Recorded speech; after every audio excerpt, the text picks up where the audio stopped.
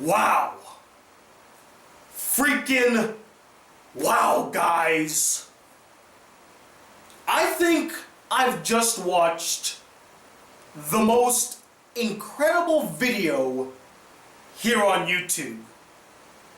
And I don't mean incredible in the positive way, I mean incredible in the most negative way possible. Its literal definition, meaning that it's not credible whatsoever. In fact, it is the weakest argument I've seen presented in a YouTube video in a very long time. So much so that I'm forced to try to debunk the video and just rip it to shreds. The arguments presented in this video are so asinine and ludicrous, I could not let this video get away with it. I had to talk about it. Hey guys, the Black Critic Guy. And don't worry, this is not going to be a recurring thing on the channel. This is the first and only time that I'm going to make a video like this talking about this particular topic on the Black Critic Guy channel. I want to keep this channel mainly focused on movies, anime, TV shows. I want to mainly talk about entertainment media on this channel rather than sports media. But this video was so awful and its points were so weak and indefensible, I could not resist putting it on the main channel so that more people can witness me destroying this video, completely wrecking it from top to bottom. That's how bad this video is, guys, and I want you all to pay close attention to how I wreck this video. A little background before we get into the ultimate reckoning. Recently, I've become more interested in topics outside of movies, anime, TV shows, ranging from politics to sports, specifically basketball. I recently got back into basketball because of a certain player and his team, and I might make a video about that on my other channel, so be sure to subscribe to that if you want to hear what got me back into basketball. And I went to this bar looking for some wings because I was feeling like wings tonight. And while I was there eating, I wanted to watch some videos, and I started watching some basketball videos, and it got into the topic of LeBron versus MJ, as it always does when it comes to basketball, because we just have to compare LeBron to Michael Jordan, even though there is no comparison, in my personal opinion. But I watched this one video by Dom2K, who is one of the people that I watch pertaining to basketball. He makes a lot of valid points, a lot of great arguments, and his videos are excellent. I also watch B Souls, and I think Kane Loves Cali, that's another one, Swish Outs. I like those videos. I really like their insight. I like their top 10 lists or their list videos pertaining to sport. I like their videos, basically. And I watched Dom2K's video talking about the simplest argument for why Michael Jordan was better than LeBron. I watched that video a couple times, actually. I really like that video, and it lays out perfectly why the argument between who was better, LeBron or MJ, is a really weak-ass argument. It just doesn't hold any water, because clearly, if you really look at it deeply, and not just hear like Nick Wright or Shannon Sharp or Colin Cowherd just ooze praises towards LeBron, you would know that LeBron cannot compare to MJ. MJ is the GOAT and will remain the GOAT for many reasons. In fact, I'll link Dom2K's video in the description and at the end of this video. But after watching Dom2K's video, I noticed another video in the recommended section by a channel called TPS. They're called Total Pro Sports, I believe. And they made a list video, I gotta look at my phone for this one, called 10 Reasons Why Michael Jordan is Not the GOAT. Now, of course, that is a clickbait title to get people like me to click on it, but I didn't click on the video to automatically hate it. I actually clicked on it to see if they could bring up some valid arguments as to why Michael Jordan is not the GOAT. And after watching the entirety of the video, oh my god. Sorry, I can't keep myself composed. You already know that they clearly did not bring up great arguments. In fact, Nick Wright brings up better arguments for why Michael Jordan isn't the GOAT. Yeah, you heard me say that. Nick Wright seems more credible to talk about basketball than this YouTube video. I never thought the day would come. I never thought the day would come where I would praise Nick Wright, even though I still think that he's a doltish, dick-riding LeBron James fan. But his arguments are more sound and are stronger and have more conviction to them than this video by TPS, or as I'm gonna call them, their TBS, the bullshit. But yeah, so we're going to watch this video together, and I'm going to break down exactly why all of the reasons for why Michael Jordan is not the GOAT is complete and utter shit and indefensible. Let's begin. Your coaches, parents, older cousins, and ESPN will tell you every day that Michael Jordan is the greatest basketball player to ever live. Actually, none of them have to tell me that. They don't have to tell me something that I already know. It's common knowledge that Michael Jordan is the GOAT. And by the way, ESPN does not gush on and on about how Michael Jordan is the GOAT anymore. They like gushing about how LeBron is catching up to Michael Jordan. He's gonna be the GOAT. They wanna prop that guy up as the next GOAT, even though their attempts to do so is folly. Though MJ may be thought of as the greatest of all time, there are some arguments that don't work in his favor. And as you know, here at Total Pro Sports, we love giving you the opposite side of an argument, just to watch you squirm. Am I supposed to be scared? Am I supposed to be intimidated by you? You. I'm supposed to be intimidated by you. Oh my God! You just said Michael Jordan is the GOAT. Oh my God! How could you say? I'm not phased, bro. You want to really get me? You want to really make me squirm? Present some reasonable arguments. Present an actual case. Then I'll start squirming. Well, actually, no. I think I should congratulate you because you actually did make me squirm by how cringeworthy and awful your video is.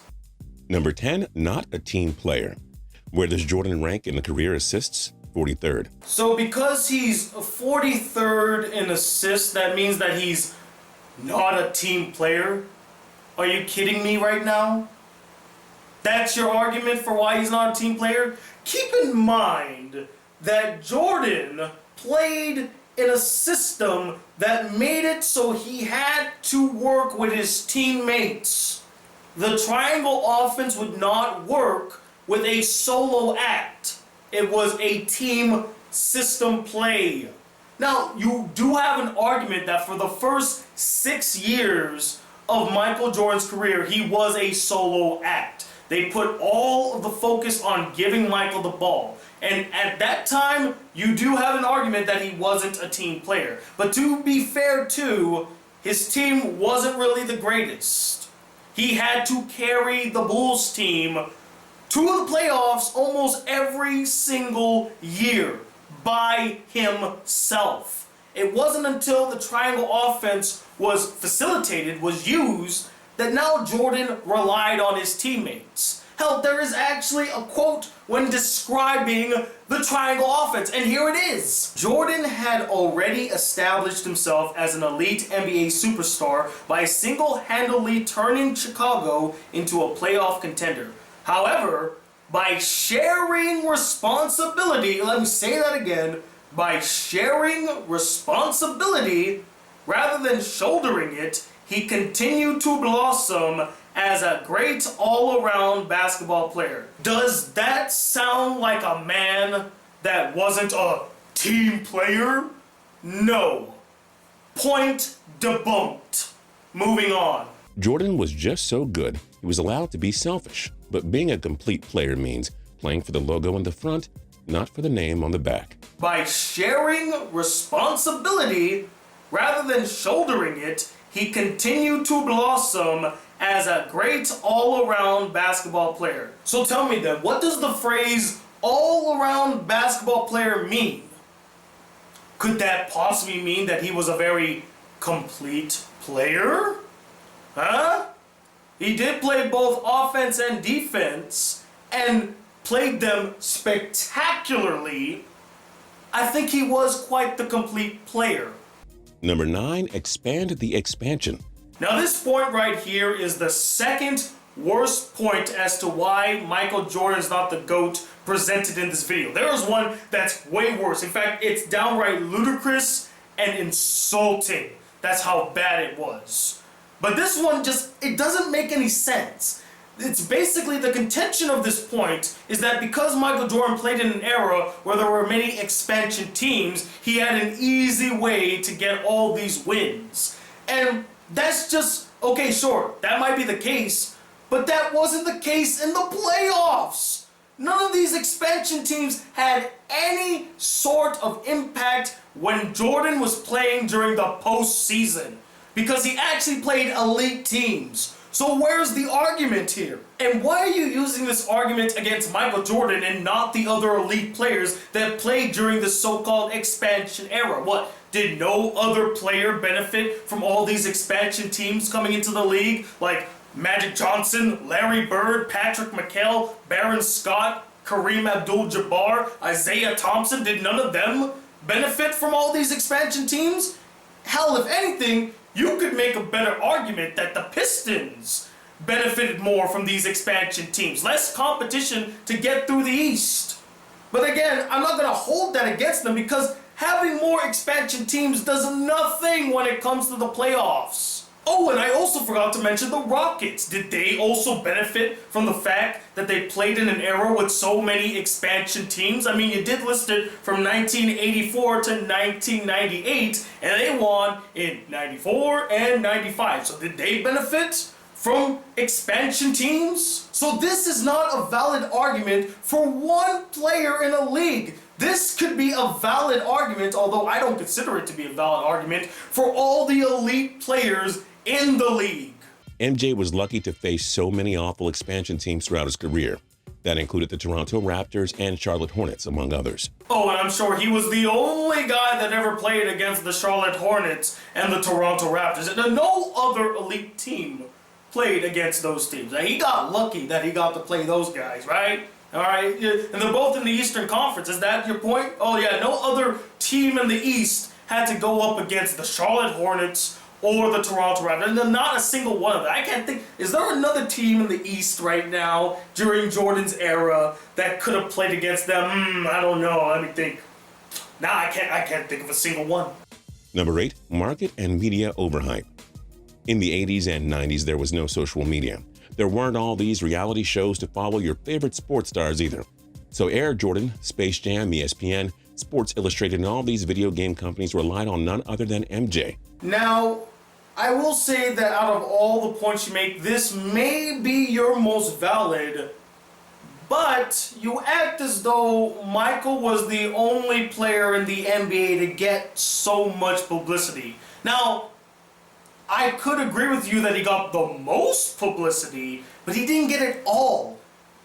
During the 80s, Magic and Larry Bird were the biggest NBA stars in the world. They revitalized the NBA. And all the way until 1993, Magic Johnson was considered to be the best player in the NBA and the face of the league for many years. It wasn't until after he retired, after he left the game due to having AIDS, Michael then took the spotlight from him. And from 93 all the way down to, I want to say about 2003-ish in a sense. I'll say, okay, to be graceful, 93 to 98, the last time he was a Bull. So for that 5-year stretch, Michael Jordan was the face of the NBA, and he got all the attention. No other NBA players shined as much as Michael during that 5-year period. Just that 5-year period where he was the only guy in the NBA that had the spotlight. After that, I mean, you had Shaq, you had Kobe. I mean, you could make an argument for Tim. No, I'm not gonna make an argument for Tim Duncan. I mean, Allen Iverson. Yeah, these guys took the spotlight from Michael Jordan, and he was no longer the main focus. Now, you could say he is still the biggest brand in the NBA. I'll give you that. But to act as though that there were no other great players or notable players that had the spotlight during the time that Michael Jordan was playing in the league is ludicrous. They didn't care about any athlete but Jordan, so they bombarded him with sponsorships and endorsements. They basically made Jordan out to be this human who controlled the world. In today's era, each sport has multiple faces that dominate media coverage and endorsements. Oh yeah, I totally agree with that point. There's not an NBA player right now that has the sole attention of most of the sports media. There's not a single NBA player that gets the most attention out of all the players in the NBA, that gets the spotlight most of the time. No, all the NBA players, they have equal screen time. They all get an equal time in the light. They all get covered by the sports media fairly. No, not a single player gets soloed out as the main vocal point of the league. Not a single player in this league currently. Because MJ was the only athlete to appear on your television and cereal box in the 80s and 90s. The only? Once again, that's a lie. Hello, Magic and Larry, the two guys that were the faces of the NBA in the 80s. Throughout the 80s, no one ever dethroned them. Hell, even though Michael Jordan was a popular player, he was not the face of the NBA in the 80s. This is revisionist history that you're bringing up right now. You're acting as though that Magic and Larry's impact on the sport of basketball is irrelevant and it never happened. If it wasn't for Magic and Larry doing what they did in the 80s, Michael Jordan would have not been the mega ultra superstar that he was in the 90s. So he must honor those guys. You're just gonna pretend that Michael was the only guy that got any attention in the 80s? Are you crazy? You just showed yourself not to know much about basketball. And keep in mind, I'm still a novice when it comes to knowing about basketball, the history of basketball. I'm still learning, but even I noticed that that was a weak-ass argument. Many just grew up with the idea that he was the GOAT. That idea was really shoved down our throats, and we didn't bother to reject it. It wasn't an idea. Michael Jordan proved it time and time and time and time and time again that he was the GOAT. Remember, 6-0 in the finals. Number 7, want to talk rings? Too many sports fans love to argue rings and rings and rings when debating the GOATs. Well, two can play at that game. Folks say Tom Brady's the GOAT because of his 5 rings. So if MJ's the GOAT, then why does he only have 6 rings? What? What's your point? Tom Brady has 5 rings. Michael has 6. He has 1 more than Brady. What's your point? I don't understand what was the comparison here. Were you trying to make a case that because Tom Brady has 5 and he's considered the GOAT, yet Michael Jordan has 6 rings and he's considered... I'm lost. If someone could explain to me what point he was trying to make in that statement comparing Tom Brady to Michael Jordan, please elaborate, because I've seen this video at least 7 times now and that point still baffles me. And another thing, I love how you just completely disregard the fact that although he did win 6 rings, he never lost the finals. Each finals that he's been in, he won. And he won them without ever going to a Game 7. Without going to a Game 7. So it was never close. He destroyed teams. Every other great NBA player has at least lost 1 finals.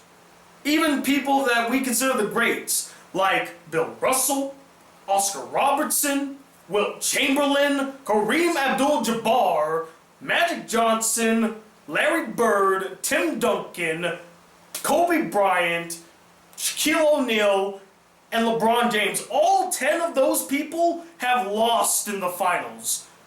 Michael Jordan is the only guy, the only mega ultra superstar to never lose in the finals.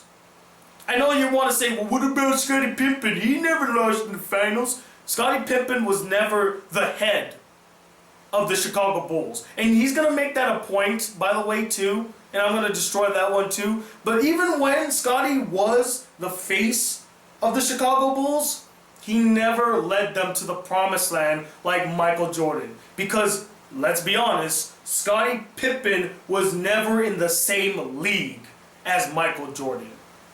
Never. And we'll talk more about Scottie when we get to his point. 9 players won more championships than MJ. Bill Russell has the most with 11. We'll leave it at that. No. We're not just going to leave it at that. You think I'm just going to let you slide by making that statement without really going into detail? No, sir. Let's actually break it down. Now, I'm not going to argue with you when it comes to Bill Russell. He's considered to be the greatest winner of all time, and I would never try to undermine his accomplishments. That guy got to the mountaintop 11 out of 13 times. That's freaking impressive. But you also got to take into consideration Bill Russell played in a different era than Michael Jordan. He played in an era where the game was still young and there were only like, what, 8 teams? A handful of teams. Not a lot of them existed. So of course, the best team was always going to be the winner at the end of the day. And the Celtics was just the best team out of 8. It just happened that way. Not to mention that Michael Jordan played in an era where there were like 20 or more teams in the league and all of them were vying to get to the mountaintop. And the fact that he was able to just silence a majority of them, especially the most elite ones, is freaking impressive. And he did that 6 years. For 6 years. He did it 3 times in a row, twice. Twice. And as for the other players that also have more rings than Michael, most of them were role players. They basically were piggybacking off of Bill Russell. The only other player that I will give credit for winning more rings is John Havlicek, because he actually won championships without Bill Russell. He carried those Celtics teams in 1974 and 1976. He's the only one I'm giving credit. I'm not giving credit to any of the other guys, because if you look at the years that they all won the same years that Bill Russell won, because they just happened to be in the best team. But they weren't ever the best player. Bill Russell was the best player. As for Robert Horry, the only modern day player to win more rings than Michael Jordan, he too was just a role player. Now, that's not to undermine what he contributed to the team. He definitely deserved the title of Big Shot Bob because he took such big, impressive shots, clutch shots to win the game. I'm not going to undermine what he contributed, but he was never the lead star of his team. He came off the bench and played in crucial moments. That was his role. He was a role player, not the league player. So out of the 9 players that won more rings than Jordan, I'm only going to consider 2 because those 2 were the lead stars of their team and carried their team to championships instead of riding the coattail or being role players. John Havlicek, Bill Russell. Those are the only 2 that I will give any credence to, because the others were role players, basically piggybacked on other better players than them. Number 6, no super teams to stop him. Nobody could touch the Bulls once MJ teamed up with Scottie Pippen and Phil Jackson. No doubt the Bulls were great, but in their dynasty decade, nobody in the East could really touch them.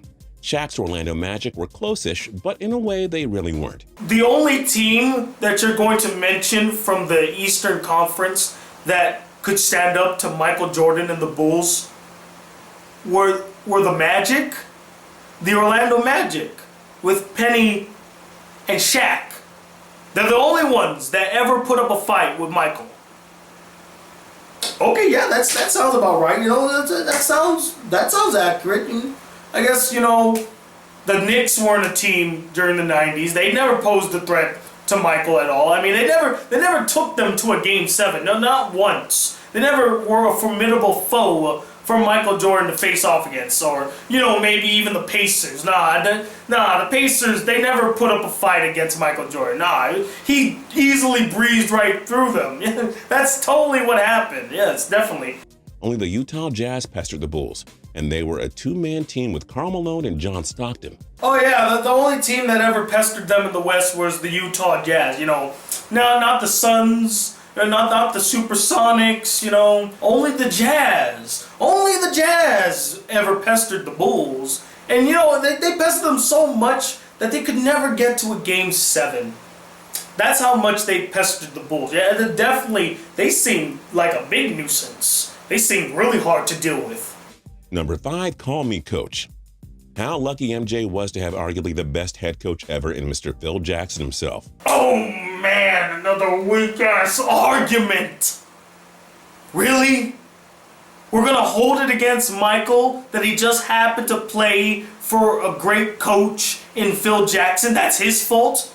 That he couldn't just be great on his own. He could only be great because Phil Jackson was his coach? Because yeah, Michael Jordan was clearly not a great basketball player before Phil Jackson came into the picture. No, that guy was a scrub. He was awful. He never shined once whatsoever. Not until Phil Jackson came around, and then he became a super ultra mega star. And also, something that I just realized after watching this video, Michael Jordan is the only great NBA player in the GOAT conversation to ever be criticized for playing with a great coach. I never heard anybody else make the argument that because a great player played for a great coach, that takes away from their greatness. I never heard anybody say that because Magic Johnson and Kareem Abdul-Jabbar and Byron Scott played for Pat Riley, that's why they were great. I never heard anybody criticize them for playing for Pat Riley. I never heard anybody criticize Isaiah Thomas and the Bad Boy Pistons for playing for a great coach who is widely considered to be the greatest coach in the NBA, Chuck Daly. Actually, you know what? I take back that statement I made earlier. There was one other player whose greatness was called into question because he played for a great coach. And that was actually Michael Jordan's doppelganger, Kobe Bryant. But I hate this argument. I really do, because it seems to only apply to Jordan and nobody else. Nobody else can be criticized for playing for great coaches. Only Jordan can be criticized for playing with a great coach. And it's only because of Phil Jackson's greatness that Michael was able to be great. Man, get the hell out of here with that. Jordan's Bulls couldn't get over the hump in the postseason until Jackson came aboard for the 1989-90 season. There you go again with your revisionist history. Never made it over the hump during the postseason? Now you have to be clear by what you mean. Now if you said they could never get over the hump to get to the finals, you have a valid point there. But to never get over the hump during the postseason, there are multiple humps in the postseason. It's the playoffs. There are different rounds. First round, semifinals, Eastern Conference Finals, then finally the finals. Michael was able to get over those humps but could never get over the Eastern Conference hump until Phil Jackson came. But he was able to get over the first round, got to the semifinals, and got to the Eastern Conference Finals well before Phil Jackson ever became head coach. Now again, it's about how you word it. Your wording is poor. So it's more than just one thing. It's not just because Phil Jackson was such a great coach. Hell, he coached them during the 90s Eastern Conference playoffs and they still lost. You know why? Because they weren't tough enough to get through the Bad Boy Pistons. So once they got tough enough and they used Phil Jackson's system, then they got over the hurdle, and then it was, history right there. And hey, the LA Lakers won 5 championships with Jackson. Maybe Jordan benefited from having Phil Jackson as his head coach, or something like that. Or maybe Phil Jackson just benefited from having such elite players on his team. All-time great players on his team. Number 4, Dream Supporting Cast. We'll get to Scottie Pippen in a bit, but Jordan also had arguably the best defensive player of all time in Dennis Rodman to help cap off the 96-98 three-peat. Yes, I do agree that Jordan had a stellar supporting cast. But what great player doesn't have a stellar supporting cast to get them over the hurdle and win the finals? You need to have a solid supporting cast to beat the other team. That's the case for any of the finals. Name one finals where it was just the lead player that took their team to the promised land and did not have a stellar supporting cast behind them. You act as though that nobody else had a stellar supporting cast of players. Hell, the Golden State Warriors probably has the best dream supporting team I've ever seen put together. The Miami Heat, from 2010 all the way to 2014, had a stellar dream supporting cast. I don't see how this is an argument against Michael Jordan's greatness. Nobody can get to the mountaintop by themselves in the NBA. Not LeBron, not Kareem, not Magic, not Larry, not none of them. They needed a solid supporting cast. Larry Bird had arguably one of the greatest teams in NBA history to help him win. Magic Johnson had James Worthy, Byron Scott, and Kareem Abdul-Jabbar. All three of which, by the way, are Hall of Famers. So let's not pretend that Michael's the only one that needed a dream team, a solid team, a cast of players to win the championship. This argument is moot because it doesn't apply to only Michael, it applies to everybody in the NBA. Jordan also had a sniper three-point shooter in Steve Kerr on his side. Kerr was the guy who scored the NBA championship clincher in 1997. John Paxson also scored the game-winning bucket to clinch the Bulls their 1993 championship. Oh yes, I've heard these arguments. Oh, he passed the ball to Steve Kerr. He passed the ball to John Paxson. Yeah, because that was the play that they facilitated in the huddle. Michael's like, okay, so we're down to the final seconds. I know they're going to double team me because they know I'm going to go for the hoop. So what I'm going to do, and I'm going to trust you, Steve Kerr, I'm going to trust you, John Paxson, I'm going to throw you the ball and you're going to make it. And they sure as hell made it, because they know they would have got shit from Michael if they didn't. I mean, you act as though these guys had the ball since the ball came into the court. No. The ball was given to Michael, and then Michael passed it out of necessity to win the game. And this goes back to your other argument in your 10th point, where he wasn't a team player. If he wasn't a team player, then he would have just been greedy and take those shots. But no, he realized that he needs to cooperate with his team in order to get to the promised land. That's why he passed it to Paxton. That's why he passed it to Kerr. Again, I don't see how this is an indictment to his legacy. As if this is some sort of bailout. He was going to be double teamed. How many guys do you know can beat a double team? For as great as Michael is, not even the great Michael can beat an obvious double team to end the game. He had to find the open man, and he found the open man. Because guess what? Besides being a great NBA player, he was also intelligent on the court. He had a high basketball IQ. In fact, he probably has one of the highest. Number 3, not the scoring champion. Wait, what? What did you just say? What did you just... You need to rewind that. Rewind that. Number 3, not the scoring champion. Did you seriously just say that? Did those words honestly come out of your mouth? Did you honestly say that Michael Jeffrey Jordan wasn't a scoring champion?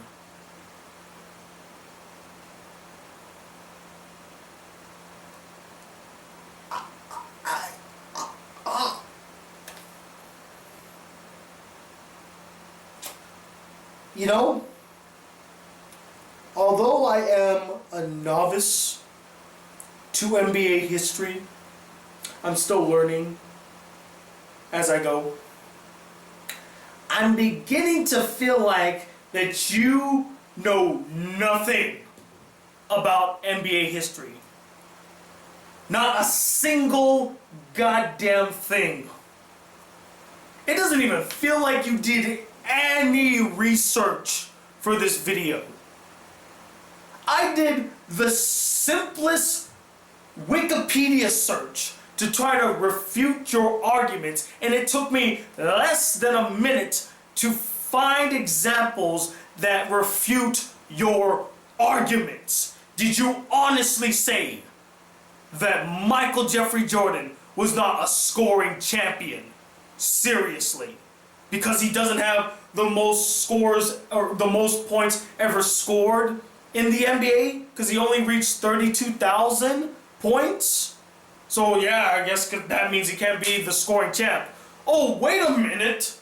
Michael Jordan led the league in scoring for 10 years. In fact, he has the most scoring titles of any NBA player. And yet, you dare to claim that he wasn't a scoring champion?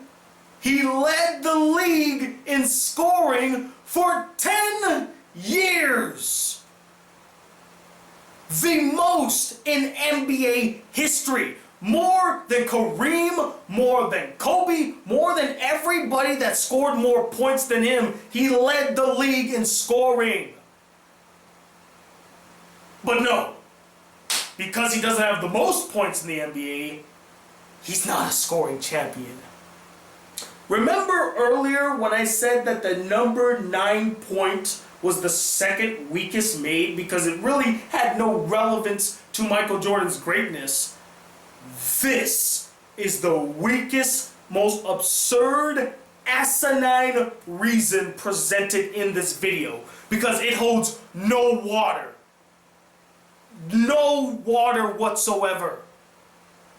You cannot back up your claim that he was not a scoring champion when he led the league in scoring. And not just once, not twice, not 3 times, 4 times, 5 times, 6 times, 7 times, 8 times, 9 times, 10 times.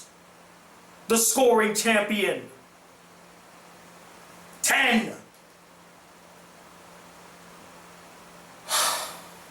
Wayne Gretzky is the best NHL player ever because nobody comes close to his scoring totals. So, why don't we consider Kareem Abdul-Jabbar the GOAT?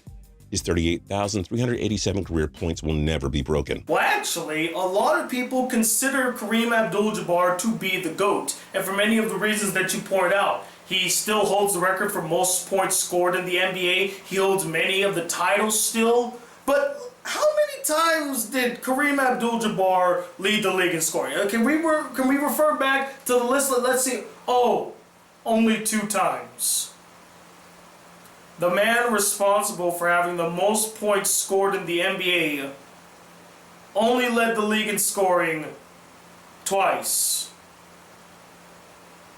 But he's the scoring champion, right? And look, I'm not trying to discredit or even push aside Kareem Abdul-Jabbar's accomplishments. They're great. There's nothing that I could ever say to undermine them. They speak for themselves. But if you're going to make the claim that Kareem Abdul-Jabbar is a scoring champion, yet he only led the league in scoring twice, yet Michael Jordan, who led the league in scoring 10 times, is not a scoring champion whatsoever. Not even close, because he doesn't hold the record for most points scored in the NBA. And yet you're going to talk about Karl Malone and Kobe Bryant scoring more points than MJ, considering them scoring champions. Speaking of which, Karl Malone and Kobe Bryant also finished ahead of MJ in all-time scoring. Jordan only ranks 4th all-time in scoring. If you didn't score the most, are you sure you're the GOAT? Oh, Karl Malone and Kobe Bryant scored more points in their careers than Michael Jordan? Wow, that's really impressive. I guess one of them must be the GOAT. Let's see how many scoring titles they won. Let's see, Kobe, he won 2, and Karl won,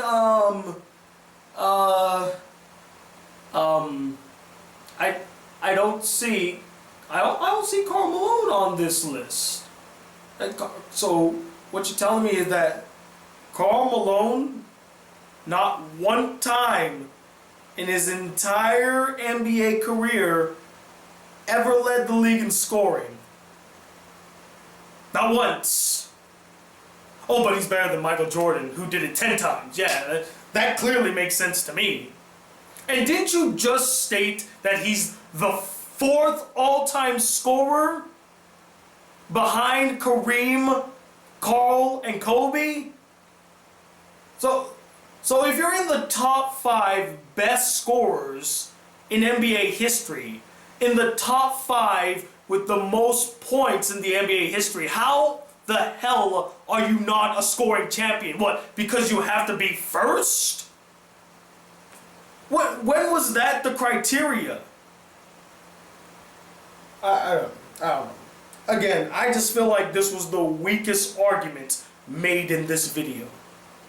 You're not going to consider MJ a scoring champion because he doesn't have more points than Kareem, Karl Malone, and Kobe. He never scored more points than them, yet he actually led the league in scoring more times than any of them.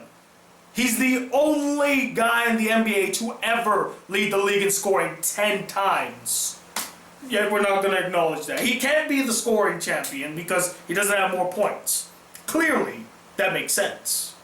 If you didn't score the most, are you sure you're the GOAT? Just some food for thought here. Here's a drink of answer. Yes. Number 2, Scottie Pippen. Why does everybody use the cliche argument that Scottie Pippen was the reason for Michael Jordan's greatness? Oh, if it wasn't for Scottie Pippen, Michael Jordan would have never made it to the NBA Finals. He would never have won 6 for 6. Seriously? You know, I've heard a couple people, it's very rare, but I hear a couple people always say that Jordan made Pippen. And I agree with that sentiment.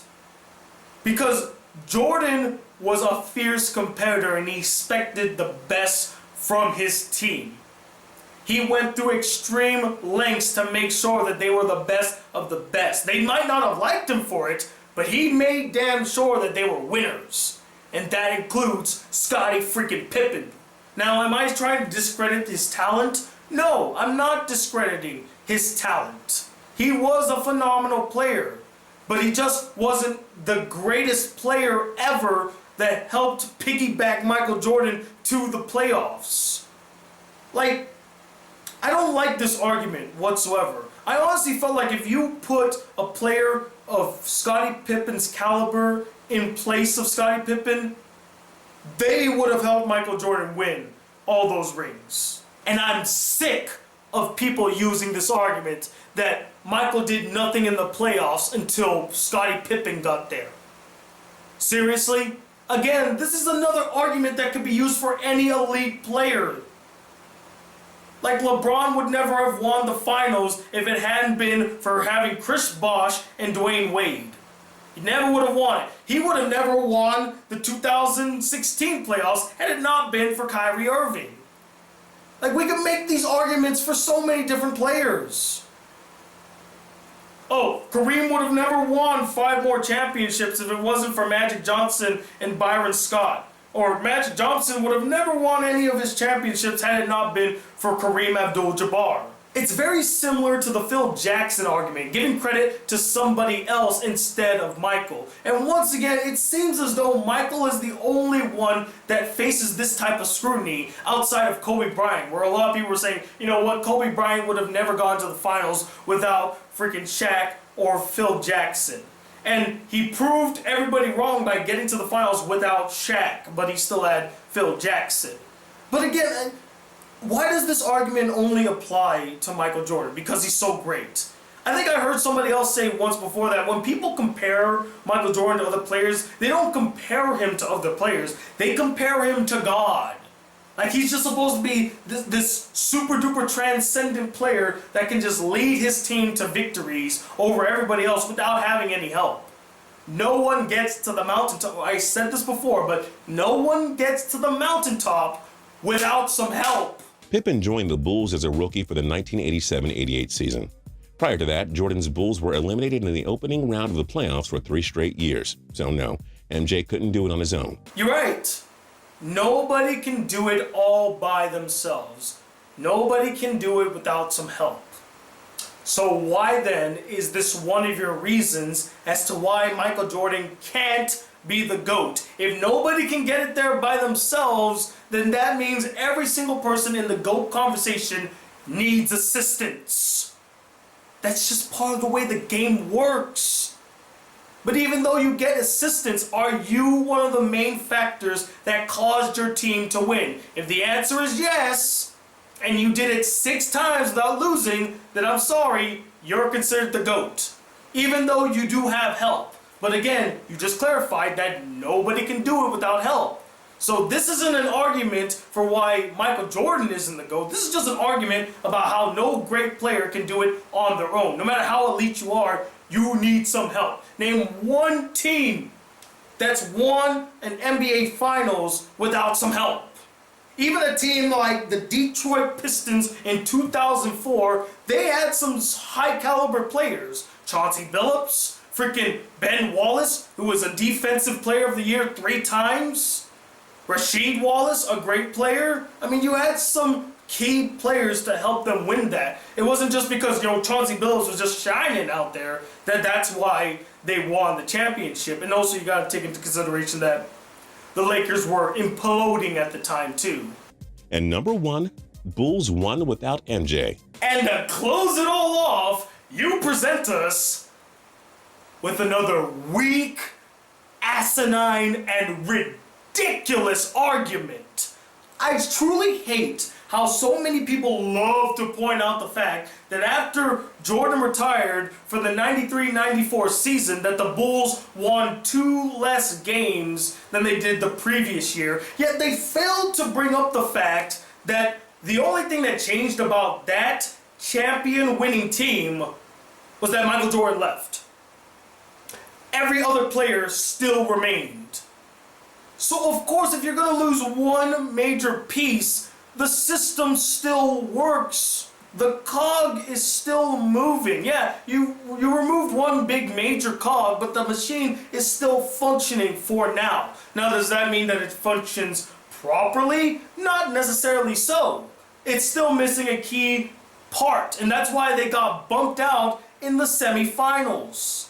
They didn't even make it past the second round. And he's going to make a point about how Scottie Pippen led this team. Did he? Yeah, sure, he helped this team win all those games, but he couldn't lead them to the promised land like Michael Jordan did. And this goes to show you why Scottie Pippen is not a major reason why Michael Jordan is not the GOAT. Because without Jordan, they never even made it to the finals. They never even made it to the Eastern Conference Finals without Jordan, showing how valuable he is in the postseason. Jordan shocked the world when he retired after the Bulls won their 3rd straight championship in 1993. But the Bulls didn't exactly miss a so-called GOAT when he retired. In the 1993-94 season, the Bulls won 55 games, and Pippen had a career year in which he averaged 22 points and 8.7 rebounds per game. They would lose to the New York Knicks in the second round. Wait, what did you just say? They would lose to the New York Knicks in the second round. They would lose to the New York Knicks in the second round. Oh, they lost to the Knicks. I thought only the Orlando Magic posed a threat to the Chicago Bulls. Isn't that what you pointed out? And you didn't even mention the Knicks. Where'd they come from? I didn't know the Knicks was a good team. That's surprising. Where'd the Knicks come from? And the second round? I thought you said that they won without Jordan. Wasn't that the whole point of this final point? This final reason why MJ's not the GOAT? Now, of course, if they won the championship without Jordan, yeah, that's a good freaking point.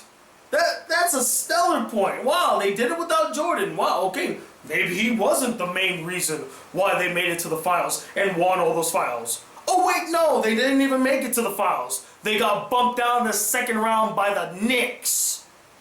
The Knicks. So what's that about they won without Jordan? Yeah, they won a bunch of regular season games, but did they win the games that mattered? No. They got bumped out of the second round. But still, the Bulls were more than fine without Jordan. Pippen proved he didn't need MJ to lead the team, and it's easy to believe Chicago would have been great had Jordan stayed retired. They would remain great if Jordan remained retired. They got bumped out in the second round. They didn't even make the Eastern Conference Finals. They would be a fine team. They would be a superb team in the league, but they wouldn't be a championship caliber team. They wouldn't be the team to go all the way and win. They needed that key factor. Michael Jordan. Goes to show you how important he is and why he's the GOAT. Because without Jordan, they never even made it past the second round. He had to come back to help them with that. No disrespect here to MJ, not at all. But the Bulls proved they could win games without him. How did the Cavaliers do when LeBron left the first time? How'd the Lakers do once Kobe slowed down in his twilight years? Oh God, here comes that other argument that's tacked on when it comes to how MJ's team won without them. They love to bring up the fact that after LeBron James leaves all his teams never make it to the playoffs. They're like, oh, remember what happened when LeBron left the Cavaliers the first time? They never made it back to the playoffs. They were a sorry-ass team. Answer me this then. When LeBron James was part of the Cavaliers, what type of system do you think they played? Did they play a team-oriented system? Or did they play a player-centric system? A LeBron system, if you will. What's that? What? What? A team system? Wrong. They played the LeBron system. Give the ball to LeBron. Let LeBron take the shot. Let LeBron hold the ball the most times. Let LeBron do this. Let LeBron do that. It was the LeBron system. Every single play was run through LeBron. Basically, LeBron was the equivalent of early Michael Jordan. He just carried his team. That's it.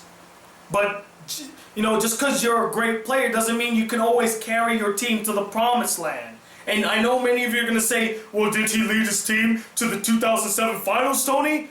I don't know how the hell he got there because, like, he had no right being in that finals. He was not physically or mentally ready at that point in time. And I love how people love to give him props like, oh, he made it to the finals only in his 4th year being in the NBA. That's impressive. Except when you consider the fact that the East was getting weak at that time. The Detroit Pistons were falling apart. They didn't even have Ben Wallace in the roster. So of course they would lose to him. Ben Wallace was one of the reasons why LeBron could never get through the Detroit Pistons. Because Ben Wallace's defense was amazing. And again, one of the main reasons why LeBron's teams always fell apart once he left was because he was the main heart of the system. He was the largest cog in the machine. He was literally making all the other cogs work. When you remove the main cog that's making all the other cogs work, the other cogs don't move. They have no idea how to function without the main cog, so now you have to work in a new system, and maybe the cogs just don't fit in with this new system, and they start falling apart at the seams and just popping out and everything, and the team falls apart and loses games. Because all you did was run a system through your star player rather than actually focusing on building a strong team around him. And the same goes for Kobe. I mean, in his twilight years, he was the shell of the player that he once was. After his knee injury, he was never the same player.